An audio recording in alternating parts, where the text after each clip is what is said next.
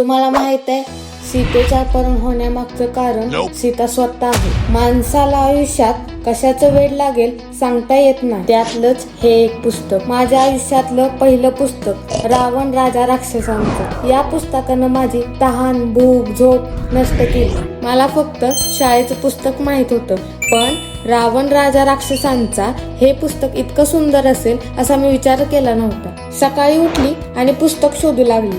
थोडंसं वाचलं आणि पटकन आंघोळ केली. मग काय, आज कापायचा होता लोटेवाडीच्या म्हसोबाला कोंबडा.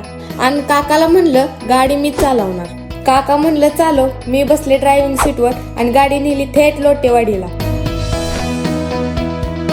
एकदाशी पोहोचले लोटेवाडीत. मग मी गेले मंदिरात, पण तिथं महिलांना प्रवेशच नव्हता. घातलं फतकाला बसली आणि लेखकाच्या उदंड आयुष्यासाठी प्रार्थना केली. तिथनं उठली बाहेर आली आणि काढला की फोटो. ह्यांचं कोंबडं शिजूस तोपर्यंत मी आपलं पुस्तक वाचून घेतलं. कोंबडं शिजलं पण मी खाल्लंच नाही, कारण शेजारी बकरं शिजत होतं. मग काय, हावरागत त्यांच्याकडनं मटण मागवून घेतलं आणि पोट भरून खाल्लं. चला आता निघायचं होतं मसवडला. जाताना एका बंगल्यावर डाळिंब लटकवलेलं दिसलं. आईला म्हणलं ही नक्की भानगड काय आहे. मी म्हटलं जाऊ द्या मरू द्या असं म्हणत आम्ही पोहोचलो मसवडला.